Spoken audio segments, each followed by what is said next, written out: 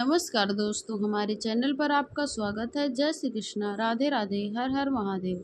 दोस्तों, आज हम सुनेंगे संतान सप्तमी व्रत कथा। बोलिए शिव पार्वती की जय, गणपति भगवान की जय, लड्डू गोपाल की जय। यह व्रत भाद्रपद के मास शुक्ल पक्ष की सप्तमी तिथि को किया जाता है। इसे मुक्ताभरण, फल सप्तमी, संतान सप्तमी आदि नामों से भी जाना जाता है। इस व्रत को माता पार्वती, शिव पार्वती के प्रेम बढ़ाने के लिए किया जाता है। पुत्र प्राप्ति और पुत्र की रक्षा के लिए भी किया जाता है। संतान सप्तमी के दिन इस दिन विशेष प्रकार भगवान शिव, माता पार्वती तथा साथ में गणेश जी की पूजा करनी चाहिए और संतान सप्तमी का डोरा या कंगन बना करके उसे धारण करना चाहिए। कथा आदि का श्रवण करना चाहिए। शिव चालीसा, शिव स्तोत्र पाठ का श्रवण करना चाहिए। इससे भगवान भोलेनाथ प्रसन्न होते हैं और अपने भक्तों की मनोकामना को पूर्ण करते हैं, उनके सभी कष्ट दूर करते हैं। संतान इच्छुक भक्तों को संतान की प्राप्ति होती है तथा संतान की रक्षा और उन्नति होती है। तो आइए सुनते हैं संतान सप्तमी व्रत कथा। बोलिए भोलेनाथ की जय, माता पार्वती की जय, सभी देवी देवताओं की जय। बहुत समय पहले की बात है। एक बार भगवान श्री कृष्ण ने युधिष्ठिर को बताया कि किसी समय मथुरा में लोमस ऋषि आए थे। मेरे पिता माता देवकी तथा वासुदेव से भक्ति पूर्वक उनकी सेवा की। ऋषि ने उसे कंस द्वारा मारे गए पुत्रों के शोक से उभरने के लिए आदेश दिया। हे देवकी, कंस ने तुम्हारे कई पुत्रों को जन्म देते ही मार दिया है, तुम्हें पुत्र शोक दिया है। इस दुख से मुक्त होने के लिए तुम संतान सप्तमी का व्रत करो। राजा नहुष की रानी चंद्रमुखी ने इस व्रत को किया था, तब उसके भी पुत्र हुए और तुम्हें भी पुत्र शोक से मुक्ति करेगा। देवकी ने पूछा कि ये देव, मुझे व्रत का पूरा विधान बताएं, इस व्रत को करने की पूरी विधि बताएं, मैं इस व्रत को संपन्न करूं। लोमस ऋषि ने कहा। लोमस ऋषि ने उन्हें व्रत के पूजन विधान बताकर व्रत कथा बताई। नकुश अयोध्यापुरी का प्रतापी राजा था। उसकी पत्नी का नाम चंद्रमुखी था। उसके राज्य में ही विष्णुदत्त नामक एक ब्राह्मण रहता था। उसकी पत्नी का नाम रूपवती था। रानी चंद्रमुखी और रूपवती से परस्पर घनिष्ठ प्रेम था। एक दिन वे दोनों सरयुग में स्नान करने गईं। वहां और स्त्रियां भी स्नान कर रही थीं। उन स्त्रियों ने वहीं पार्वती शिव की प्रतिमा बनाकर विधि पूर्वक उनका नाम पूजन कर जप रही थीं। तब रानी चंद्रमुखी तथा रूपवती ने स्त्रियों से पूछा। स्त्रियों में से एक ने बताया कि हमने पार्वती सहित शिव की पूजा की थी। भगवान शिव को डोरा बांधकर हमने संकल्प किया है कि जब तक जीवित रहेंगे तब तक व्रत करती रहेंगे। यही मुक्ति धारण भरण व्रत सुख तथा संतान देने वाला है। उस व्रत को बात सुनकर उन दोनों सखियों ने भी जीवन पर्यंत इस व्रत को करने का संकल्प किया।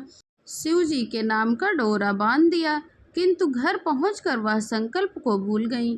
फलदा मृत्यु के पश्चात रानी वर्णी और ब्रह्माणी मुर्गी की योनि में पैदा हुई। कालांतर में दोनों पशु योनि छोड़कर पुनः मनुष्य योनि में आए।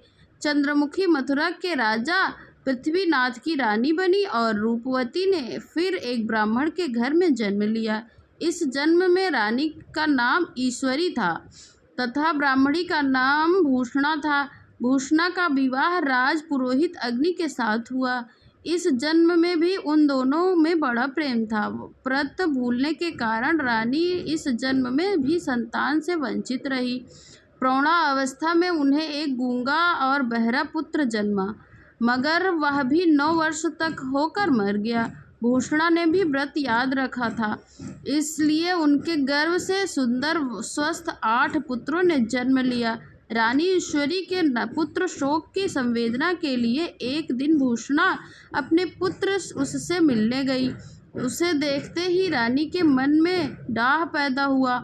उसने भूषणा को विदा करके उसके पुत्रों को भोजन के लिए बुलाया और भोजन में विष मिला दिया, परंतु भूषणा के व्रत के प्रभाव से उसका बाल भी बांका नहीं हुआ। इससे रानी को और भी अधिक क्रोध आया। उसने अपने नौकरों को आज्ञा दी कि भूषणा के पुत्र को पूजा के बहाने यमुना के किनारे ले जाकर उन्हें गहरे जल में धकेल दिया जाए। किंतु भगवान शिव और माता पार्वती की कृपा से इस बार भी भूषणा के बच्चे का बाल भी बांका नहीं हुआ। लेकिन रानी फिर से जल्लादों को बुलाकर आज्ञा दी कि ब्राह्मण के बालकों का वध स्थल में पर ले जाकर उन्हें कर दिया जाए। कि जल्लादों द्वारा बेहद प्रयास करने पर भी बालक न मर सका। यह समाचार सुनकर रानी को बहुत ही आश्चर्य हुआ। उसने भूषणा को बुलाया, सारी बातें बताई, फिर क्षमा याचना करके उससे पूछी कि हे सखी, किस कारण तुम्हारे बच्चे नहीं मर पाए। भूषणा बोली, क्या आपको पूर्व जन्म की बात स्मरण नहीं है। रानी ने आश्चर्य से कहा कि नहीं, मुझे तो कुछ भी याद नहीं है। तब उसने कहा, सुनो, पूर्व जन्म में तुम राजा नहुस की रानी थी और मैं सखी, हम दोनों एक बार भगवान शिव को छोड़ डोरा बांधकर संकल्प किया था कि जीवन पर्यंत संतान सप्तमी का व्रत करेंगे, लेकिन दुर्भाग्यवश हम भूल गए। व्रत को अवहेलना कर उन्होंने कारण विभिन्न योनियों में जन्म लेते हुए अब फिर मनुष्य जन्म का प्राप्त हुआ है। अब मुझे इस व्रत का याद आई है, इसलिए मैंने व्रत करना प्रारंभ किया है। उसी के प्रभाव से मेरे पुत्र को चाहकर भी कोई नहीं मार सका। और यह सुनकर रानी ईश्वरीय विधिपूर्वक संतान सुख देने वाली मुक्ताभरण व्रत रखा तथा व्रत के प्रभाव से रानी पुनः गर्भवती हुई और एक सुंदर बालक को जन्म दिया। उसी समय से पुत्र प्राप्ति और संतान की रक्षा के लिए प्रचलित हो गई। यह मुक्तावरण या संतान सप्तमी के नाम से जानी जाने लगी। तो प्रेम से बोलिए भोलेनाथ और पार्वती जी की जय, सभी देवी देवता की जय। इस प्रकार जो भी सच्ची भक्ति और साथ के नियम निष्ठा के साथ ही सप्तमी धारण करता है, भगवान शिव, भोलेनाथ, पार्वती और गणेश भगवान की कृपा से वह सभी मनोरथ सिद्धि प्राप्त करता है। संतान सप्तमी भादो मास के महीने में शुक्ल पक्ष सप्तमी के दिन किया जाता है और ब्रह्म मुहूर्त में उठकर किसी नदी अथवा कुएं के पवित्र जल से स्नान करें, निर्मल वस्त्र और स्वस्थ वस्त्र पहने, श्री शंकर जी और जगदम्बा पार्वती की मूर्ति स्थापित करें और उनके सम्मुख सोने चांदी और तारों की अथवा रेशम की एक गंडा बनाएं और गंडे में गांठें लगानी चाहिए और मंडे में धूप, अगरबत्ती और माला से शिव, पार्वती और भगवान गणेश जी की पूजा करनी चाहिए। भगवान शंकर से कामना सफल होने की प्रार्थना करनी चाहिए। 7 पुआ बनाकर भगवान को भोग लगाएं। साथ ही पुए यथाशक्ति सोने चांदी की अंगूठी बनाकर तांबे के पारे पर रखकर उनको 164 चार विधि से पूजन करके किसी सदाचारी या धर्मनिष्ठ सतपात्रा ब्राह्मण को दान दें। इसके पश्चात 7 पुआ स्वयं ग्रहण करें। पुआ को खाकर ही व्रत का पारण करें। प्रत्येक वर्ष शुक्ल पक्ष की सप्तमी के दिन देवकी इस व्रत को इस प्रकार करने के समस्त पाप नष्ट हो जाते हैं और भाग्यशाली संतान उत्पन्न होता है। नियम पूर्वक जो कोई इस व्रत को धारण करता है और भगवान शंकर, माता पार्वती की सच्ची से मन से आराधना करता है, निश्चय ही अमर पद को प्राप्त कर लेता है, शिवलोक को जाता है। बोलिए शंकर भगवान की जय, माता पार्वती और सभी देवी देवता की जय। ओम श्री कृष्णाय वासुदेवाय हरिये परमात्मने प्रणता क्लेशनाशाय गोविंदाय नमो नमः। ओम नमो भगवते वासुदेवाय नमः। पार्वती और शिव परिवार की जय। शिव जी की आरती सुनते हैं। ओम जय शिव ओमकारा, स्वामी जय शिव ओमकारा, ब्रह्मा विष्णु सदा शिव अर्धांगी धारा। ओम जय शिव ओमकारा, एकानन चतुरानन पांचानन राजे, हंसासन गरुड़ासन वृषवाहन साजे। ओम जय शिव ओमकारा, 2 भुज 4 चतुर्भुज 10 भुज अति सोहे, तीनों रूप निरखते त्रिभुवन जन मोहे। ओम जय शिव ओमकारा, कच्छमाला वनमाला मुंडमाला धारी, चंदन मृगमद शोभित भोले शुभकारी।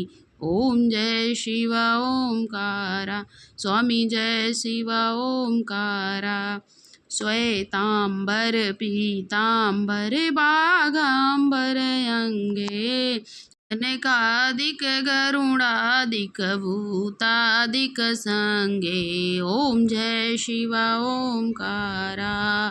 करके मध्य कमंडल चक्र त्रिशूल धरता। जग करिता जग भरता जग पालन करता। ओम जय शिवा ओमकारा। ब्रह्मा विष्णु सदाशिव जानत अविवेका।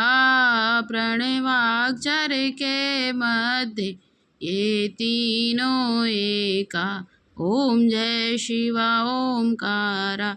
स्वामी जय शिवा ओमकारा। सी में विश्वनाथ विराजत नंदी ब्रह्मचारी। नित उठ भोग लगावत महिमा अति भारी। ओम जय शिवा ओमकारा। स्वामी जय शिवा ओमकारा। त्रिगुण स्वामी जी की आरती जो कोई नर गावे। स्वामी प्रेम सहित गावे। अत शिवानंद स्वामी भजत हरि हर स्वामी। मन वांछित फल पावे।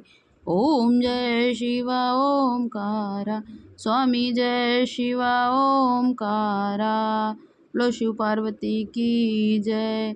गणपति गजानन की जय। हर हर महादेव शिव शंभु। हर हर महादेव।